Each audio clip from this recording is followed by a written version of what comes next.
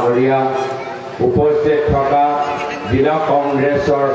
সভাপতি ৰাজীৱ হক ডাঙৰীয়া, উপস্থিত থকা প্ৰদেশ কংগ্ৰেছৰ সাধাৰণ সম্পাদক অজয় গগৈ ডাঙৰীয়া, সম্পাদক উদিত দাস ডাঙৰীয়া, সম্পাদক শান্তনু বৰা ডাঙৰীয়া, অসম ৰাজ্যিক যুৱ কংগ্ৰেছৰ উপসভানেত্ৰী সাগৰিকা বৰা ডাঙৰীয়ানী, মঞ্চত উপস্থিত থকা ব্লক কংগ্ৰেছৰ সভাপতি মহোদয়, মণ্ডল কংগ্ৰেছৰ সভাপতি মহোদয়, NSY যুৱ কংগ্ৰেছ মহিলা কংগ্ৰেছৰ বিষয়ববীয়াসকল, ইয়াত উপস্থিত থকা মোৰ শ্ৰদ্ধা ৰায়সকল, বয়োজ্যেষ্ঠসকল, হাজী চাহাবসকল, আলী চাহাবসকল আৰু সাংবাদিক বন্ধুসকল আৰু ইয়াত উপস্থিত থকা শ্ৰদ্ধেয় ৰাইজ, নমস্কাৰ, আসসালামু আলাইকুম। ইয়াত আহোঁতে আমাৰ পলম হ'ল, মই সেইকাৰণে আপোনালোকৰ পৰা ক্ষমা বিচাৰিছোঁ। নিৰ্বাচনী বতৰ বেছি দীঘলীয়া ক'ব নালাগে মই ভাবোঁ। ইতিমধ্যে আপোনালোকে নিজৰ কৰ্তব্য ভালদৰে বুজি পাইছে। এইখন নিৰ্বাচন এটা গুৰুত্বপূৰ্ণ নিৰ্বাচন। ইয়াৰ পূৰ্বে যিমানবোৰ নিৰ্বাচন হৈছে সকলো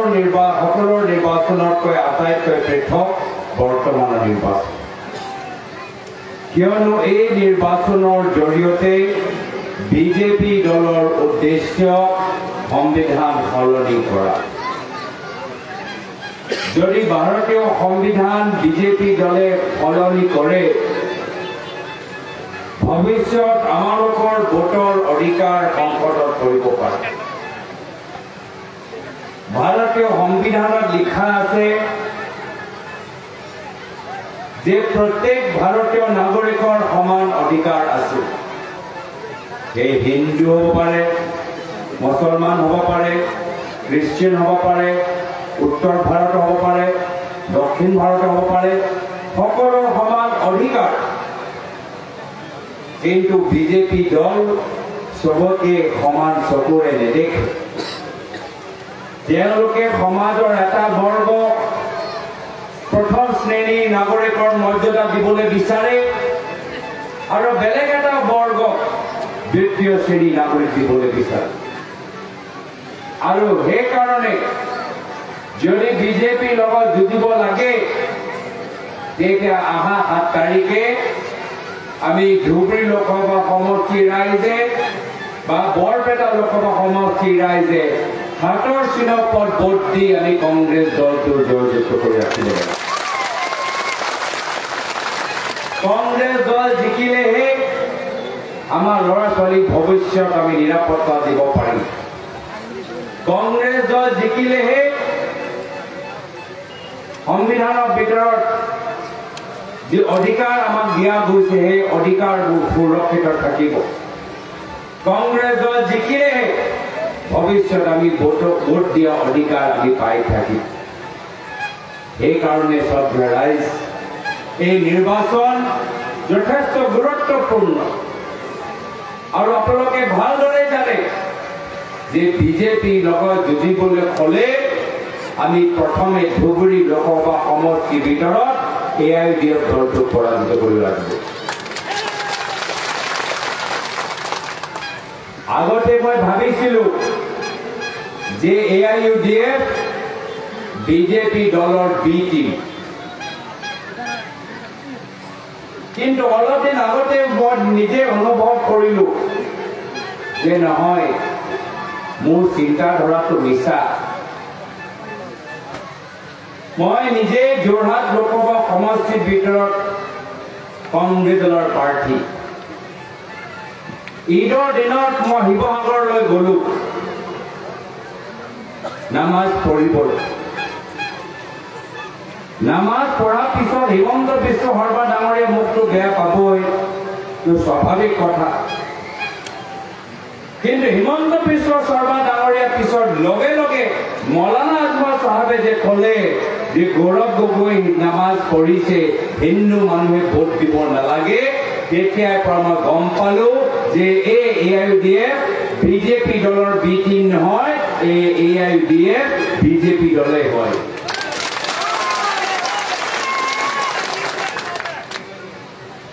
আজি বৰপেটা লোকসভা সমষ্টিৰ ভিতৰতো AIUDF দলে যিদৰে অগপৰ দলক সহায় কৰি আছে আজি এই নিৰ্বাচনৰ পিছত AIUDF দল এটা বেলেগ দল থাকিব নালাগে AIUDF দলৰ বিধায়কসকল বিজেপি দলৰ ভিতৰত যোগদান কৰি মুখামুখিকে তেওঁলোকে বিজেপি কৰিব লাগে আজি শ্ৰদ্ধেয় ৰাইজ হিমন্ত বিশ্ব শৰ্মা ডাঙৰীয়া আৰু মৌলানা আজমল সাহেব একে দুয়োজনে বিচাৰে কংগ্ৰেছ দলটোক দুৰ্বল হোৱা দুয়োজনে ক'লে যে ঈদৰ দিনত নামাজ পঢ়াৰ কাৰণে কংগ্ৰেছক গৌৰৱ গগৈ পৰাজিত কৰি ৰাখিব লাগিব সেইকাৰণে শ্ৰদ্ধেয় ৰাইজ এতিয়া আৰু মই মৌলানা আজমল সাহেব আৰু হিমন্ত বিশ্ব শৰ্মা ডাঙৰীয়াৰ মাজত পাৰ্থক্য নেদেখো তেওঁ একে দলত মাত্ৰ লেবলটোহে সলনি কৰি ৰাখিছে কিন্তু দুয়োজন একে দুয়োজনে অসমৰ মানুহৰ মাজত হিন্দু আৰু মুছলমানৰ মাজত শান্তি নিবিচাৰে আৰু সেইকাৰণে কেতিয়াবা হিমন্ত বিশ্ব শৰ্মা ডাঙৰীয়াই কয় যে মিয়া মানুহৰ ভোট নালাগে আৰু তাৰ বিপৰীতে আজমল সাহেবে হিন্দু মহিলাসকলৰ প্ৰতি অপমানজনক কথাবোৰ কয় দুয়োজনৰ খেল একে যে হিন্দু আৰু মুছলমানৰ মানুহৰ মাজত ঘৃণা আৰু হিংসাৰ এটা বাতাবৰণ থাকিব লাগে আৰু সেইকাৰণে শ্ৰদ্ধেয় ৰাইজ এই নিৰ্বাচন দুটা কাৰণত যথেষ্ট পৃথক প্ৰথম কাৰণটো হ'ল সংবিধানৰ ভিতৰত যে ভোট দিয়া অধিকাৰটো আমি পাওঁ সেই ভোট দিয়া অধিকাৰটো আমি সুৰক্ষিত কৰি ৰাখিব লাগিব কিন্তু দ্বিতীয় কাৰণটো হ'ল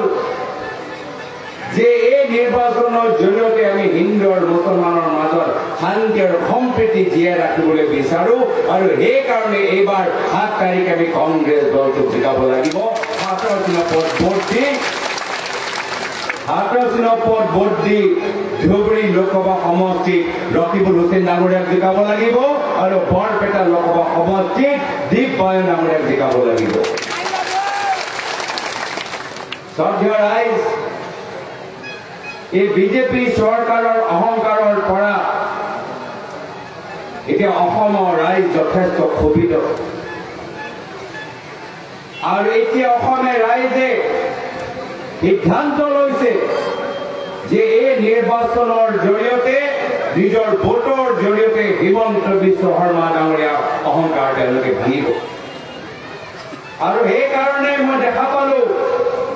প্ৰথম পৰ্যায়ত মই নিজে নিৰ্বাচন খেলি আহিছো মই ক'ব পাৰো যে উজনি অসমত কংগ্ৰেছ আৰু ইণ্ডিয়া এলায়েন্সৰ স্থিতি যথেষ্ট শক্তিশালী মই দ্বিতীয় পৰ্যায়ৰ সময়ত নগাঁও আৰু কৰিমগঞ্জলৈ গলো দ্বিতীয় পৰ্যায়ত মই কৈছো কংগ্ৰেছ দল বিজেপিতকৈ বেছি শাসন তেওঁলোকে লাভ কৰিব সেইকাৰণে শ্ৰদ্ধেয় ৰাইজ এতিয়া ধুবুৰী আৰু বৰপেটাৰ ভৱিষ্যত আপোনালোকৰ ওপৰত নিৰ্ভৰ আৰু সেইকাৰণে আজি ইমান দূৰলৈ আপোনালোকৰ মাজত আহিছো বিনম্ৰভাৱে অনুৰোধ কৰিবলৈ যে অহা 7 তাৰিখে কংগ্ৰেছৰ চিনত হাতৰ চিনত ভোট দিয়ক আমাৰ জয়যুক্ত কৰক আৰু সদনৰ ভিতৰত আমাৰ কংগ্ৰেছৰ কণ্ঠ আৰু মজবুত কৰক আৰু শক্তিশালী কৰক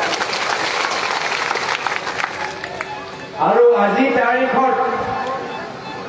যদি আমি ধুবুৰী আৰু বৰপেটা দুটা লোকসভা সমষ্টিত কংগ্ৰেছ দলটো জিকাব পাৰো সমগ্ৰ অসমত এনেকুৱা এটা ৰাজনৈতিক ভূমিকম্প পৰিব যাৰ প্ৰভাৱ আমি অহা বিধানসভা নিৰ্বাচনত দিশবোৰত আমি দেখা পাম আৰু সেইকাৰণে এইখন নিৰ্বাচন ইমান গুৰুত্বপূৰ্ণ যদি আপোনালোকে ধুবুৰীত কংগ্ৰেছ দলটোক জিকাব পাৰে যদি আপোনালোকে বৰপেটাত কংগ্ৰেছ দলটোক জিকাব পাৰে তেতিয়া নিশ্চিন্ত হৈ থাকক অহা বিধানসভা নিৰ্বাচনত কংগ্ৰেছৰ নেতৃত্বৰ চৰকাৰ হ'বলৈ গৈছে কংগ্ৰেছৰ চৰকাৰ হ'বলৈ গৈছে সেইকাৰণে শ্ৰদ্ধেয় ৰাইজ বহুত যদি মোৰ কথা পাতিবলৈ ইচ্ছা আছিল এই নিৰ্বাচনী বতৰত আমি বেছি সুবিধা নাপাওঁ একেদিনত বহুত ঠাইত যাবলগীয়া আছে মই মাত্ৰ 2 মিনিট আৰু কথাবোৰ কৈ নিজৰ বক্তৃতা সামৰিবলৈ বিচাৰিছোঁ যে সংবিধান সুৰক্ষা কৰাৰ বাবে কংগ্ৰেছ দল লাগে হিন্দু আৰু মুছলমানৰ মাজত শান্তি সম্প্ৰীতি জীয়াই ৰাখিবলৈ কংগ্ৰেছ দল লাগে কিন্তু কংগ্ৰেছৰ চৰকাৰ আহিলে সাধাৰণ মানুহে কেনেদৰে উপকৃত হ'ব সেই কথাটো জানিবলৈ ভাল লক্ষপতি বাইদেৱে আঁচনি শুনিছে লক্ষপতি বাইদেউ লৈ বিজেপি দলে বহুত ফৰ্ম বিলাইছে আজি 4-5 মাহ হৈ গ'ল আজিলৈকে কোনো লক্ষপতি বাইদেউ হোৱা নাই আৰু সেইকাৰণে মই কৈছোঁ কি যেতিয়ালৈকে অসমৰ মুখ্যমন্ত্ৰী হিমন্ত বিশ্ব শৰ্মা ডাঙৰীয়া আছে অসমৰ সহজ সৰল মহিলাবোৰ লক্ষপতি বাইদেউ হ'ব নোৱাৰে কিয় যিহেতু মুখ্যমন্ত্ৰী হিমন্ত বিশ্ব শৰ্মা ডাঙৰীয়া মাত্ৰ এগৰাকী মহিলাকে লক্ষপতি বাইদেউ বনাবলৈ বিচাৰে এই বাইদেউগৰাকী এতিয়া দিছপুৰত থাকে যেতিয়ালৈকে অসমৰ মুখ্যমন্ত্ৰী হিমন্ত বিশ্ব শৰ্মা ডাঙৰীয়া হৈ থাকিব মাত্ৰ এগৰাকীহে বাইদেউ লক্ষপতি বাইদেউ হ'ব আৰু মই নাম ল'বলৈ বিচৰা নাই সকলোৱে জানে কিন্তু কংগ্ৰেছৰ ইস্তিহাৰত লিখা আছে যে আমাৰ চৰকাৰ আহিলে গৃহলক্ষ্মী আঁচনিৰ যোগেদি আমি ভাৰতবৰ্ষৰ দুখীয়া অঞ্চলৰ মহিলাবোৰক আমি 1 লাখ টকা দিম আৰু সেইকাৰণে মই আপোনালোকক জনাবলৈ বিচাৰিছোঁ যদি বাস্তৱভাৱে লক্ষপতি বাইদেউ হ'বলৈ বিচাৰে তেতিয়া অহা 7 তাৰিখে কংগ্ৰেছৰ হাতৰ চিনত ভোট দিয়ক আৰু লক্ষপতি বাইদেউ হওক আমাৰ চৰকাৰ অহাৰ পিছত বৰ্তমানৰ বিজেপি চৰকাৰ যে গাঁৱৰ ভিতৰত চৰকাৰী স্কুল বন্ধ কৰি মদৰ দোকান যে খুলিছে আমাৰ চৰকাৰ আহিলে আমি মদৰ দোকান বন্ধ কৰি পুনৰবাৰ চৰকাৰী স্কুল অলপ দিন আগতে বিজেপি চৰকাৰে বয়োজ্যেষ্ঠসকলৰ দৰৱৰ দাম তেওঁলোকে বঢ়াই দিলে আমাৰ চৰকাৰ আহিলে আমি বয়োজ্যেষ্ঠসকলৰ দৰৱৰ দাম আমি নিয়ন্ত্ৰণ কৰিম এই কথা আমাৰ কংগ্ৰেছ দলৰ ফালৰ পৰা ৰাখিম আজি চৰকাৰ ৰাইজ চিকিৎসা শিক্ষাৰ ওপৰত আমি জোৰ দিবলৈ বিচাৰোঁ ৰাজস্থানত যেতিয়া কংগ্ৰেছৰ চৰকাৰ আছিলে তেতিয়া আমাৰ এনেকুৱা চিৰঞ্জীৱী শিক্ষা এটা চিকিৎসা আঁচনি আছিলে যাৰ জৰিয়তে 25 লাখ টকালৈকেও যদি আমাৰ চিকিৎসাৰ কাৰণে খৰচ কৰিব লাগে সেই গোটেই 25 লাখ টকা চৰকাৰে দিছে এতিয়া আমি সিদ্ধান্ত লৈছোঁ যে আমাৰ চৰকাৰ আহিলে এই ৰাজস্থানৰ চিৰঞ্জীৱী সেই আঁচনি আমি সমগ্ৰ ভাৰতত আমি ৰূপায়ণ কৰিম যাৰ ফলত দুখীয়া মানুহবোৰ 25 লাখ টকালৈকে যদি তেওঁলোকৰ চিকিৎসা খৰচ হয় সেই খৰচটো তেওঁলোকে চৰকাৰৰ পাব আশা কৰ্মী অংগনবাড়ী কৰ্মীসকলৰ হৈ আমি মাত মাতি গৈ আছোঁ আৰু আমি কথা দিছোঁ যে আমাৰ চৰকাৰ আহিলে আশা কৰ্মী আৰু অংগনবাড়ী কৰ্মীসকলৰ দৰমহা আমি বৃদ্ধি কৰিম চৰকাৰী চাকৰিয়ালে কৈছে আমাক পুৰণা পেঞ্চন লাগে তাৰ বাবেও আমি কথা দিছোঁ যে কংগ্ৰেছে এই প্ৰচেষ্টা হাতত ল'ব শ্ৰমিকসকলৰ মজুৰি 400 টকালৈকে আমি হাত বঢ়াই দিম এই কথা আমাৰ কংগ্ৰেছৰ ইতিহাসত লিখা শ্ৰদ্ধেয় ৰাইজ কংগ্ৰেছৰ বিজেপিৰ মাজত এটাহে পাৰ্থক্য যে কংগ্ৰেছ দল সদায় সঁচা কথা কয় আৰু বিজেপি দল সদায় মিছা কথা কয় সেইকাৰণে আজি এই মঞ্চৰ পৰা আমি যিখিনি কথা আমি ক'লোঁ আমি সেইখিনি কথা সঁচা আপোনালোকে যদি আমাৰ আগৰ প্ৰয়াত তৰুণমুখুদেৱৰ মনত পেলাই তেওঁ নিজে কৈছে যে আমি ৰাইজক সেৱা কৰিব লাগে লোকতন্ত্ৰৰ ভিতৰত ৰাইজেহে ৰজা আৰু সেইকাৰণে ৰাইজক আমি মিছা কথা ক'ব নোৱাৰোঁ মিছা ক'লে কিডাল হ'ব তেওঁ বাৰম্বাৰ কৈছে কিন্তু বৰ্তমান চৰকাৰে মিছা প্ৰচাৰ ওপৰতহে নিৰ্ভৰ এতিয়া অলপ দিন আগৰ পৰা মিছলীয়া ফৰ্মবোৰ বিতৰণ কৰিছে মহিলাসকলৰ মাজত কৰিছিলে নাই কৰা কওকচোন এই ভুৱা ফৰ্মবোৰ বিতৰণ কৰিছে যি ফৰ্মৰ কোনো মূল্য নাই এই ফৰ্মবোৰ লৈ আপোনালোকে ল'ৰা ছোৱালীক দি দিয়ক এই ল'ৰা ছোৱালী পেপাৰ প্লেন বনাই অলপ উৰাই তেওঁলোকৰ অলপ খেলৰ মনোৰঞ্জনৰ তেনেকুৱা এটা সুবিধা হয়। নিশ্চয় কথা 15 লাখ টকা পালে 15 লাখ টকা মিছা পৰিৱৰ্তনৰ মিছা পৰিৱৰ্তনৰ নামত নহৰুৰ দাম 400 টকা কৰি দিলে পৰিৱৰ্তনৰ নামত মাহৰ কাৰেণ্টৰ বিল 600 টকা কৰি দিলে বিজেপি মিছা কথা ক'লে তাৰপিছত ক'লে যে অমৃত কল এই অভিযানৰ যোগেদি অসমৰ মহিলাক 10,000 টকা পাব এই অমৃত কলৰ অভিযানটো মিছা তাৰপিছত ক'লে গছ পুলি ৰোগ আপোনালোকে 10,000 টকা পাব অসমৰ মহিলা গছ পুলি ৰুলে কিন্তু 10,000 টকা পোৱা নাই আকৌ মিছা লখপতি বাইদেউলৈ ফৰ্ম বিলাই আছে প্ৰত্যেকবাৰ আপোনালোকে ফৰ্ম চহী কৰি সোধে যে মোৰ লখপতি বাইদেউ ফৰ্মটো ক'ত গ'ল বিজেপিয়ে কয় বাইদেউ অলপ ফটোটো ভুলকে ওলাই গ'ল নামটো ভালকে লিখা নাই খালি মিছা ফটোচুটি আৰু এতিয়া লখপতি বাইদেউ পিছত এতিয়া মিছা অৰুণোদয় ফৰ্ম যে তেওঁলোকে বিতৰণ কৰিব বিচাৰিছে শ্ৰদ্ধেয় ৰাইজ বিশেষকৈ অসমৰ মহিলাখিনিক মই ক'বলৈ বিচাৰিছোঁ এটা ভোট আপোনালোকে নষ্ট হ'বলৈ নিদিব এটা ভোট বিজেপি দল এজেপি দল বা এআইডিএফ দলটোক দি আপোনালোকে নষ্ট নকৰিব এই এআইডিএফ দলে যেতিয়া বিজেপি আমাৰ মানুহৰ ওপৰত অত্যাচাৰ কৰে এই এআইডিএফ দল মনে মনে বহি থাকে যেতিয়া বিজেপি দলৰ চৰকাৰে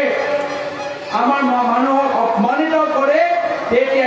এআইডিএফ দলৰ বিধায়কে কয় যে হিমন্ত বিশ্ব শৰ্মা ডাঙৰীয়া এজন ভাল ব্যক্তি এজন ভাল মুখ্যমন্ত্ৰী কৈছে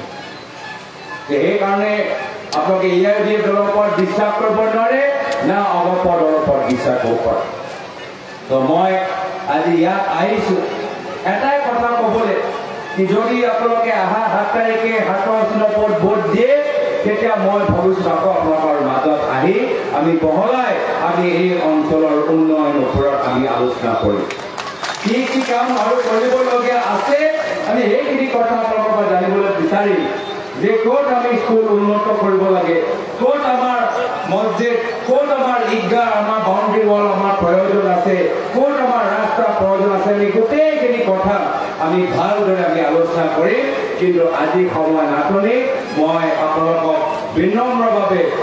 আহ্বান জনাইছোঁ যে আমাৰ কংগ্ৰেছ দলৰ দুইগৰাকী প্ৰাৰ্থী ৰকিবুল হুছেইন ডাঙৰীয়া আৰু দিগবায়ন ডাঙৰীয়া অহা 7 তাৰিখে